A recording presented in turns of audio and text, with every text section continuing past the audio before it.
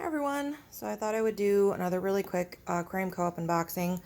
I have a new small project that I'm doing that I'll share soon, but I only cut open the tape because I hate doing that on camera.